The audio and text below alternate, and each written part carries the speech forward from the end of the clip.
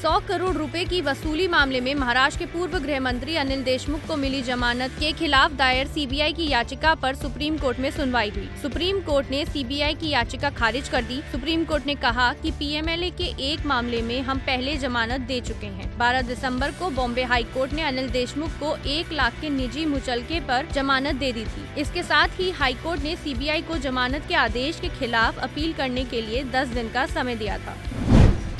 अखिल भारतीय हिंदू महासभा यानी ABHM ने सपा नेता स्वामी प्रसाद मौर्य के खिलाफ हजरतगंज पुलिस में FIR दर्ज कराई है। ABHM के प्रदेश अध्यक्ष ऋषि कुमार त्रिवेदी ने एक पत्र में कहा है कि मौर्य ने रामचरितमानस की आलोचना करने और उस पर प्रतिबंध लगाने की मांग करने वाले बयान से लाखों हिंदुओं की भावनाओं को ठेस पहुंची है। तिरुवनंतपुरम से मस्कट जाने वाली एयर इंडिया एक्सप्रेस की फ्लाइट अपने ऑनबोर्ड कंप्यूटर सिस्टम में तकनीकी खराबी के कारण टेक ऑफ के तुरंत बाद लौट आई। एयर इंडिया एक्सप्रेस के एक प्रवक्ता ने कहा, सभी 105 यात्री और चालक दल के सदस्य सुरक्षित हैं। कर्नाटक हिजाब विवाद पर सुप्रीम कोर्ट से जल्द सुनवाई की मांग की गई है। इस बीच CJI ने जल्द नई बेंच का गठन करने का भरोसा दिया है। सुप्रीम कोर्ट में 2 जजों के बीच एकमत न होने के चलते अब 3 जजों की बेंच में सुनवाई होनी है। वकील मीनाक्षी अरोड़ा ने कहा है कि 1 साल हो चुका है, लड़कियां क्लास नहीं अटेंड कर पा रही हैं, इसलिए इस मामले पर जल्द 3 जजों की बेंच गठित की जाए। प्रधानमंत्री नरेंद्र मोदी ने वीडियो कॉन्फ्रेंसिंग के जरिए अंडमान और निकोबार द्वीप समूह के 21 सबसे बड़े अनाम द्वीपों का नामकरण 21 परमवीर चक्र विजेताओं के नाम करने के लिए आयोजित कार्यक्रम में हिस्सा लिया। वहीं पीएम मोदी ने नेताजी सुभाष चंद्र बोस द्वीप पर बनने वाले नेताजी को समर्पित राष्ट्रीय स्मारक के मॉडल का अनावरण किया। तमिलनाडु के अराक्कोनम के कीलवीथी में एक मंदिर उत्सव कार्यक्रम के दौरान एक क्रेन के गिरने से 4 लोगों की मौत हो गई और अन्य 9 लोग घायल हो गए। क्रेन के इस्तेमाल की अनुमति नहीं थी। क्रेन संचालक को हिरासत में ले लिया गया है, जांच चल रही है।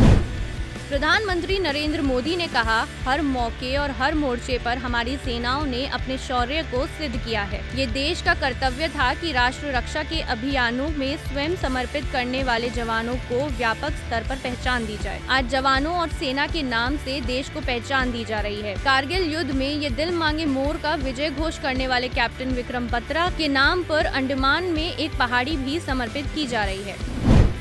महाराष्ट्र के राज्यपाल भगत सिंह कोश्यारी ने ट्वीट कर कहा है कि माननीय प्रधानमंत्री की हाल ही की मुंबई यात्रा के दौरान मैंने उन्हें सभी राजनीतिक जिम्मेदारियों से मुक्त होने और अपना शेष जीवन पढ़ने, लिखने और अन्य गतिविधियों में बिताने की अपनी इच्छा से अवगत कराया है। कांग्रेस नेता दिग्विजय सिंह ने सर्जिकल स्ट्राइक पर एक बार फिर सवाल उठाया है। उन्होंने सर्जिकल स्ट्राइक की विश्वसनीयता पर सवाल उठाया है। उन्होंने कहा कि मोदी जी ने सर्जिकल स्ट्राइक करवाने की बात कही, लेकिन कभी उसका प्रमाण नहीं दिया।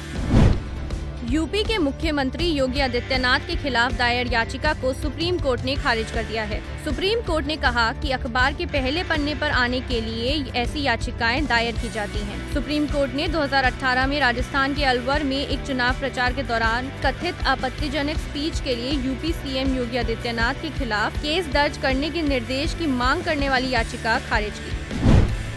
ICC ने साल 2022 की अपनी बेस्ट T20 टीम का ऐलान कर दिया है और इस टीम में भारत का ही जलवा रहा। 3 भारतीय खिलाड़ी इस टीम में जगह बनाने में सफल रहे। विराट कोहली, सूर्य कुमार यादव और हार्दिक पांड्या को ICC ने अपनी साल की बेस्ट T20 टीम में चुना। कमान जॉस बटलर को सौंपी गई। पिछले साल मेंस T20 क्रिकेट बल्ले, गेंद और अपना ऑलराउंड प्रदर्शन करने वाले 11 खिलाड़ियों को ICC ने टीम में चुना।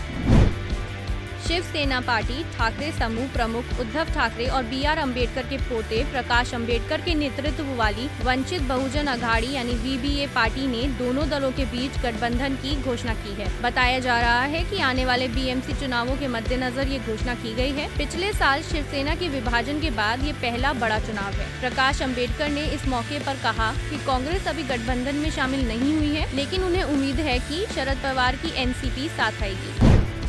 बॉलीवुड एक्ट्रेस अथिया शेट्टी और क्रिकेटर KL राहुल 23 जनवरी को सुनील शेट्टी के खंडाला वाले घर में शादी के बंधन में बंध गए। टाइम्स की रिपोर्ट के मुताबिक शाम 4:15 बजे अथिया और KL राहुल ने शादी के 7 फेरे लिए। शादी के फंक्शन में अभिनेता अजय देवगन और ईशांत शर्मा समेत कई बड़ी हस्तियां भी शामिल होने के लिए सुनील शेट्टी के घर पहुंची।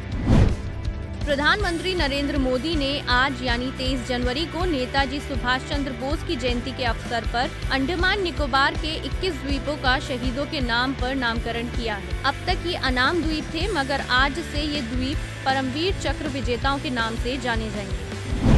शराबबंदी वाले बिहार में एक बार फिर जहरीली शराब ने कहर मचाया। सिवान जिले में पिछले 24 घंटे में जहरीली शराब पीने से 7 लोगों की मौत हो गई है। एक मौत गोपालगंज में भी हुई है। 14 से ज्यादा लोगों की हालत गंभीर है। इनमें से 6 लोगों की आंखों की रोशनी चली गई है।